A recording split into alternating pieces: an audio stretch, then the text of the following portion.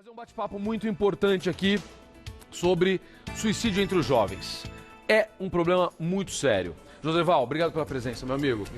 Joseval passou por isso. Terezinha, muito obrigado pela presença. Eles perderam a filha deles. Muito obrigado, Tino. Tino é voluntário da CVV. Doutora Karina, muito obrigado. Obrigado pela presença. Doutora Karina Fukumitsu, falei certo de novo? Psicóloga e psicoterapeuta. A gente vai fazer um bate-papo muito importante porque, infelizmente, esses números estão crescendo. Isso deixa a gente muito assustado e muito preocupado. Afinal, o que está acontecendo com os nossos jovens? O que está se passando na sociedade para aumentar a vontade de um jovem de tirar a própria vida? Que a gente tem crise existencial quando a gente é jovem, a gente tem. Se alguém aqui falar que não teve, né? A gente acha que está tudo errado, ou que a gente está errado e o mundo está certo, ou que a gente não se encaixa. Todo mundo em algum momento da vida passa por isso. Mas daí a você chegar a ter vontade de tirar a própria vida, o que está acontecendo? Que sinais a sociedade está dando pra gente? E aí eu faço um avanço, eu já falei isso 2 vezes no programa hoje, mas eu quero reforçar, eu faço um avanço nisso com o depois, da família, das pessoas que ficam e que muitas vezes são até julgadas. Né? Por que a criança tirou? Por que o jovem tirou a própria vida? Será que não recebeu apoio em casa? Peraí, vai com calma, presta atenção. Então a gente tem que saber conversar com isso com bastante respeito. É por isso que eu começo esse bate-papo com a Terezinha e com o Joseval aqui, que perderam uma filha. O que aconteceu? Que história foi essa? E o que vocês viveram depois disso? Boa tarde. Obrigado pela presença e pela coragem. Vocês ajudam muitas famílias fazendo isso. Bem, a Marina ela havia sido diagnosticada com depressão e ela estava em tratamento. E com o tempo, ela começou a apresentar, ao invés da melhora, uma dificuldade maior de relacionamento e muito pessimista, se dizendo que o mundo estava errado, que tinha que nada se encaixava, que viver daquela forma, do jeito que ela estava vivendo, não valia a pena, porque ela vivia medicada e jovem, né? Quer sair, quer fazer as coisas que com a medicação não era possível. E ela foi se isolando, mas de repente ela apresentou uma melhora. E mesmo eu e Joseval, a gente tomando todo o cuidado em não deixar ela em risco, né, de fazer alguma coisa, ela conseguiu enganar a gente, né, no caso, e ela cometeu o ato, né? Os especialistas pedem para a gente não falar a palavra cometeu, mas eu não encontro outra, por enquanto eu não encontrei outra palavra para dizer isso. Eu acho que foi uma forma de desespero e ela acabou falecendo em decorrência disso. Terezinha, você falou, mesmo a gente, eu e o Joseval, tomando todo o cuidado, porque vocês tinham esta preocupação que ela fizesse isso? Era uma coisa que vocês viviam com este medo? Sim, ela dizia, com todas as letras, que ela queria morrer. Então, nós tomamos todos os cuidados que foi possível, só que ela não apresentando essa melhora e a gente sem a informação correta, deixou passar, né? Ela ficou um tempo sozinha e nesse tempo sozinha ela conseguiu a forma que ela fez, né? Joseval, quantos anos ela tinha? A Marina tinha 19 anos. 19 anos quando isso aconteceu? 19 anos, ia completar 20, faltava alguns dias para completar 20 anos.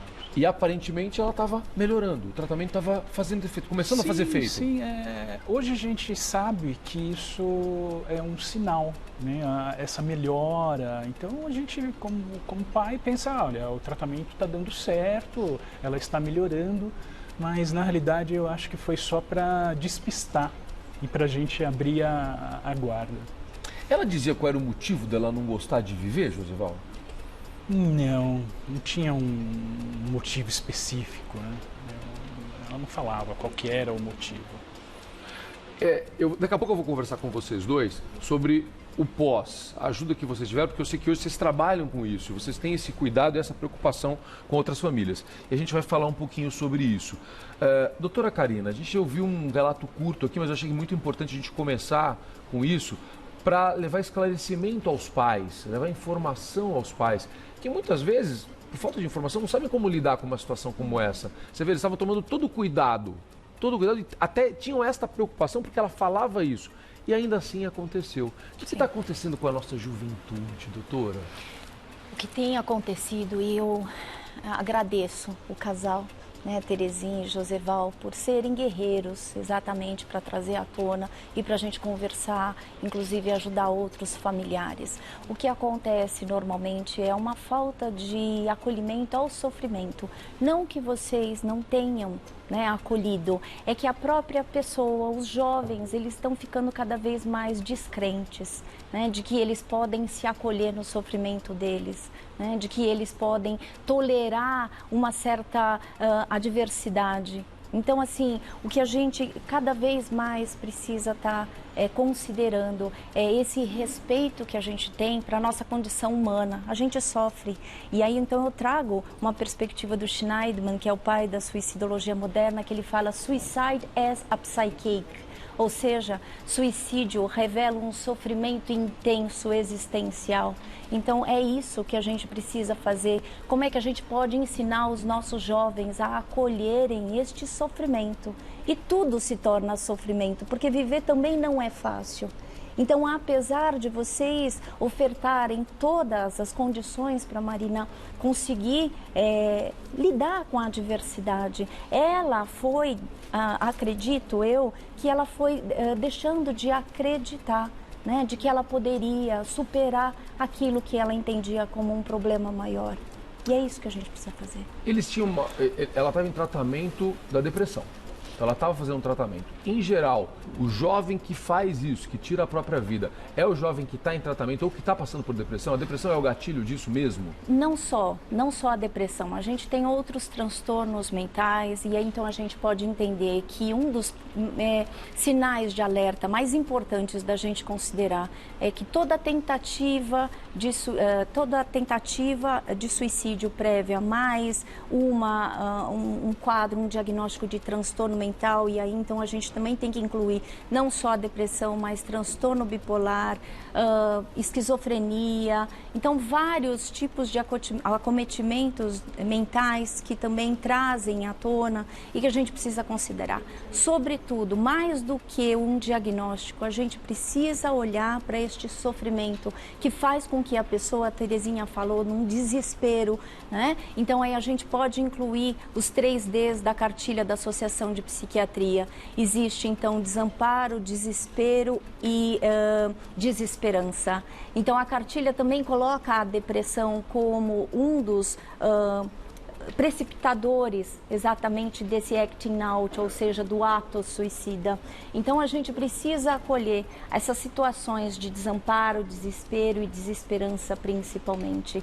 Né? Não é só o transtorno depressivo, né? Não é só a gente olhar para tentar curar. Acho que a gente precisa fazer mais ações, inclusive, para acolher esse sofrimento que está acontecendo. Vamos falar mais. Eu queria trazer para essa conversa o Tino Pérez, que é voluntário da CVV. Tino, obrigado pela presença. Eu gravei algumas vezes com vocês, passei algumas noites gravando com o pessoal da CVV e eu vi o trabalho e o empenho de vocês naqueles telefones lá, recebendo os telefonemas e ajudando as pessoas num momento assustador, de desespero absoluto. A minha pergunta para você, meu amigo, você está vendo um crescimento dos jovens nessa busca? Você tem percebido isso? Boa tarde. Bom, boa tarde, agradeço o convite, né? É isso. A gente está aqui, a doutora Karina, o Joseval, são todos amigos, né? E isso é dados da OMS, né? Onde que cresce mais a faixa de suicídio é na 14 até 29 anos, né? Porque o jovem hoje está meio descrente, como a doutora Karina falou, tem aquela questão não descobriu ainda, né, se é menino, se é menina, o que vai ser, ou vai ser os dois. Aí tem a questão da sexualidade, do emprego, né? A família às vezes não aceita, né, essa questão da sexualidade, ou às vezes o pai quer que ele seja a mesma profissão dele, ele não quer, né? Ele simplesmente quer tocar violão na Avenida Paulista. Então tem uma série de problemas, mas eu não sei se tem crescido, né? Mas hoje tem aparecido mais as informações, né? As informações, É diferente receber a ligação de um jovem e de um adulto? É mais difícil conversar com o jovem? Num momento desse que vocês ali estão numa situação... você está recebendo o telefonema, em geral, no pior momento, né? Mas o CVV ele acha assim, a partir do momento que a pessoa se dispõe a pegar um telefone... E pedir ajuda? Ligar para uma pessoa que ela não conhece, para conversar, eu acho que naquele momento ela está procurando se ajudar, né? Legal. Agora, a partir de acabou a ligação, a gente também não sabe o que vai acontecer, né? Porque a gente também não faz o acompanhamento, né? A pessoa liga, ó, eu vou acompanhar se ela tá cometeu suicídio ou não, né? Então é um processo, mas a gente sabe que quando a pessoa procura ajuda, né? Aliás, a gente às vezes não sabe nem onde procura ajuda. Esse que às vezes é verdade. A dificuldade, né? Até por isso que você está aqui também, meu amigo. É muito importante mostrar que existem caminhos. E não se paga nada para ligar para o CVV, certo? Não, hoje é totalmente gratuita, nacional. Você liga no número 188, né? 188. De qualquer lugar do país, celular, fixo, orelhão, né?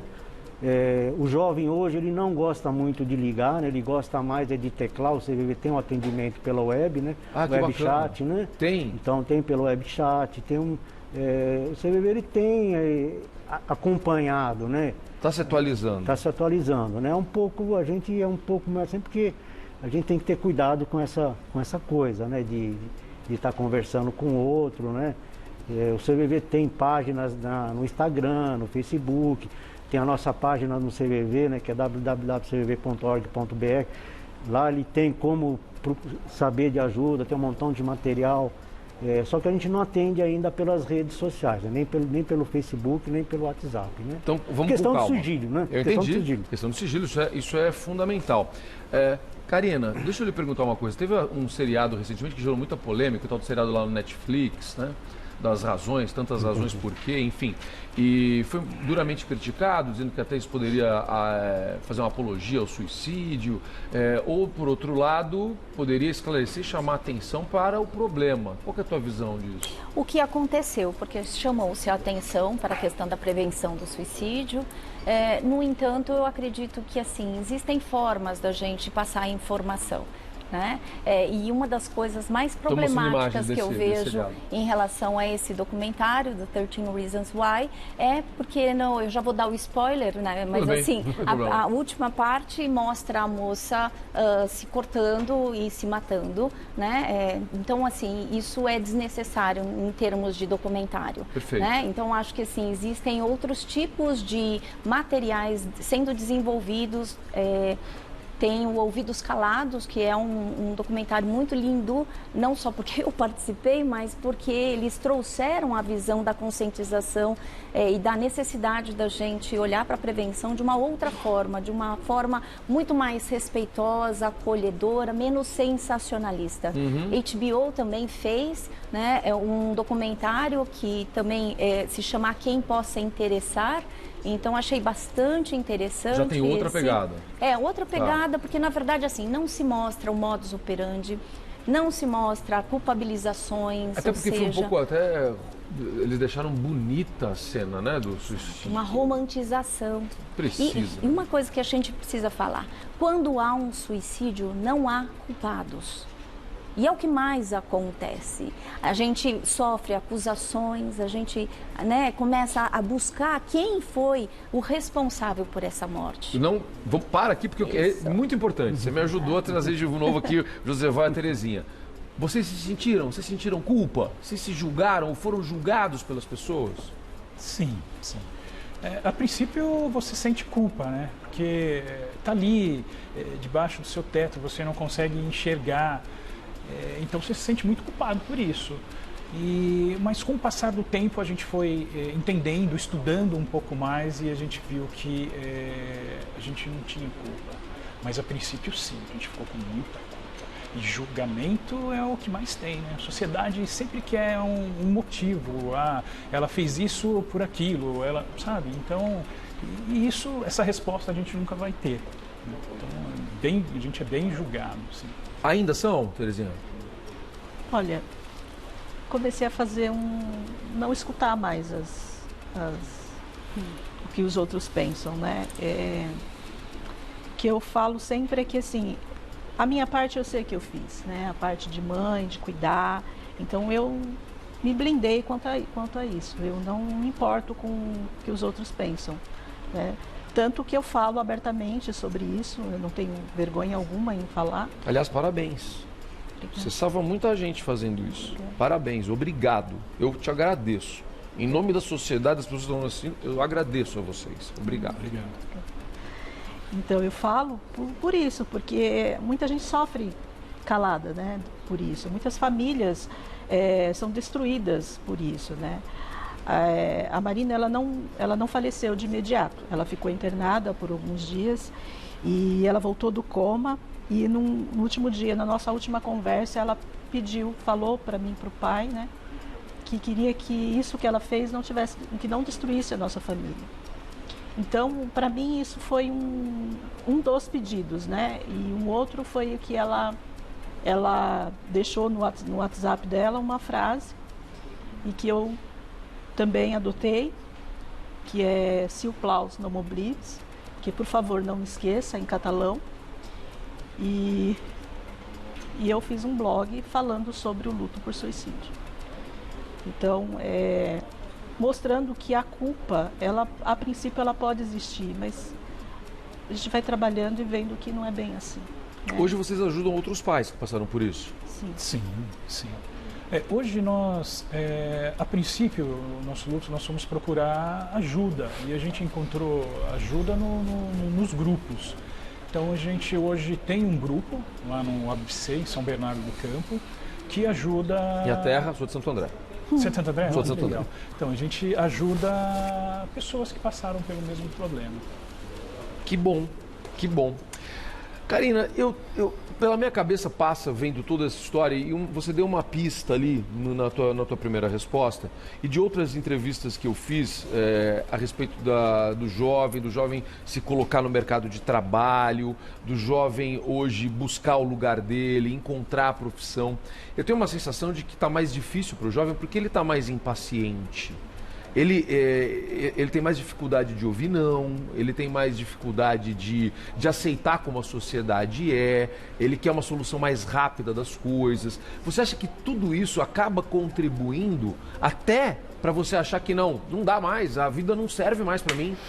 A gente precisa considerar as 3 características do comportamento suicida apontado pela Organização Mundial da Saúde. Ambivalência, na verdade, muitas vezes a pessoa que quer se matar, tenta o suicídio, ela não está querendo se matar por inteiro, mas é que ela quer matar aquilo que está provocando o sofrimento. Perfeito. Por isso, a ambivalência. A questão da impulsividade, que já acontece também com os adolescentes. Então, a gente pode pensar assim, que todo ato suicida é um ato impulsivo. Sim. Porque na sensação de desespero, desamparo e desesperança, a pessoa vai atuar. Então, ela não tem como parar para pensar, né? Então, para te responder também, e faz jus a essa terceira característica, que é um pensamento enrijecido. Tudo é uma inflexibilidade de pensamento, tudo vira 880. É isso. Se eu não conquistar este objetivo, logo morrerei. Então, por isso que você acabou de falar, Zucca, que é exatamente esse tempo que não se espera, porque a gente está numa sociedade extremamente imediatista e a gente não tem os adolescentes, não, até nós adultos, a gente não gosta de se frustrar e de esperar, né? Então, assim, eu acho que todos esses 3 componentes do comportamento suicida fazem sentido numa compreensão dos suicídios dos jovens. Não é porque o jovem não sabe tolerar frustração. Nós também não sabemos, Verdade. Adultos, não é? Verdade. Então, assim, a gente precisa a sociedade considerar... tá assim, né? Exato, dessa questão. E aí eu acho que é perfeito quando a gente pensa, né, que o suicídio, ele escancara um sofrimento existencial. E é exatamente nesse sofrimento que a gente precisa trabalhar na prevenção do suicídio. Ou seja, se tem um adolescente que já está mostrando algumas dicas, né, de que ele sinais de alerta falando, a gente tem que se aproximar. A gente tem cada vez mais, isso eu acho louvável no trabalho do CVV, Lindíssimo. que é a gente poder dar escuta para este sofrimento. Se a gente faz isso, é uma forma também da gente ajudar. Uma última dica para os pais que tinham, como eles, a consciência do risco, tanto que eles estavam preocupados com isso o tempo inteiro. Pais que estão vivendo dessa forma hoje, que estão preocupados, que estão nos assistindo agora e falam, pelo amor de Deus, isso pode acontecer com meu filho. E aí, que dica a gente dá, minha amiga? Além de prestar atenção nos sinais de alerta que vocês falaram, né? Uma pessoa que começa a falar bastante, eu quero me matar, e um pouco do que o Joseval apontou, que de uma hora para outra ela parou de falar, isso é o que eu nomeei de falsa calmaria. Tá? E que assim, para não ser interditado, né, no planejamento, a pessoa deixa de falar, porque obviamente ela vai ser interditada. Está chamando atenção. Exato, né? Então ela está, e na verdade chamar a atenção, o que a gente precisa entender, assim, é um pedido de socorro.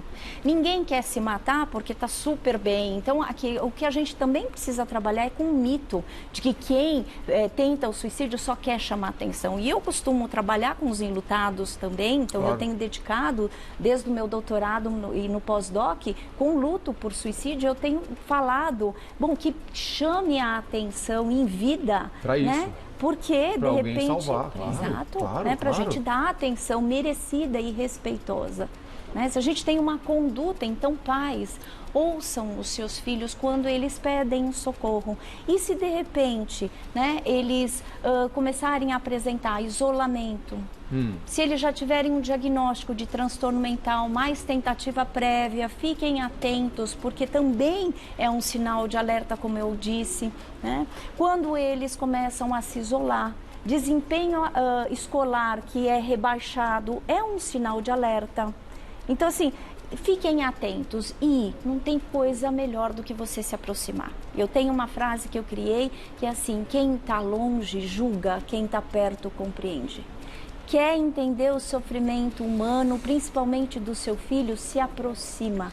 Dá tempo de você acolher este sofrimento. Acho que a gente precisa cada vez mais, vocês falaram no começo do programa com o tarô, o quanto o amor, ele clama por aparecer. Então ame e se aproxime das pessoas. Que bate-papo importante. Eu quero agradecer a todos vocês, parabéns pelo trabalho de vocês. Repete como o pessoal acha o CVV, que é importante. Bom, CVV, lembrando também que toda quarta-feira tem um atendimento presencial no metrô, né? Que legal. Onde? Na Estação Sé. Estação Sé do das metrô. 15 até as 19 horas tem lá um grupo de voluntários que está acolhendo quem precisar conversar. Que legal, das 15 às 19 horas. É, toda quarta-feira. Tá né? legal. Hoje também tem um grupo de apoio aos sobreviventes do suicídio aqui na Bela Vista, na Rua Abolição 411, a partir das 19h30. Repete o endereço para mim, Rua Abolição 411. Rua Abolição 411, Isso. tá bom? E quem quiser mais informação do CVV, entrar no site www.cvv.org.br. Lá tem vários links que você pode acessar, né? E a gente tem um mote, né? Que é o mote que às vezes eu estou aqui de costas, eu vou até virar com a camiseta, por favor, né? faça isso. Falar é a melhor solução. Então, e acolher também, né? Às vezes a pessoa precisa falar e a gente é só acolher. Às vezes a gente não precisa nem falar nada, né? Só ficar do lado, deixar a pessoa chorar. Aí ela vai realmente... A gente também não pode pegar a vida dos outros na mão, né? Mas a gente pode ajudar. E eu abri o ouvido dessa forma. Tino, obrigado. Esse é o Tino Pérez, voluntário do CVV. Doutora Karina Fukumitsu, como é que as pessoas te acham? Pelo www.karinafukumitsu.com.br, que é o meu site. Muitíssimo obrigado. Eu que agradeço. Joseval Máximo, pai da Marina, Terezinha Máximo, mãe da Marina, eu quero agradecer a vocês mais uma vez pela coragem e pela ajuda que vocês dão hoje. Como é que o pessoal acha esse grupo de vocês? Nós temos um site que é o www.nomoblides.com.br. Nomoblides? Nomoblides, tá. Que é Não Me Esqueça em catalão. Tá bom. E lá tem o endereço dos grupos, inclusive tem até o endereço dos grupos do CVV também e o do nosso grupo, que é lá no ABC. Muito obrigado. Obrigado, de coração. Obrigado pela presença de todos vocês. A gente fez uma coisa muito importante aqui hoje, eu só posso agradecer. Obrigado, parabéns, parabéns. Obrigado, parabéns pela coragem.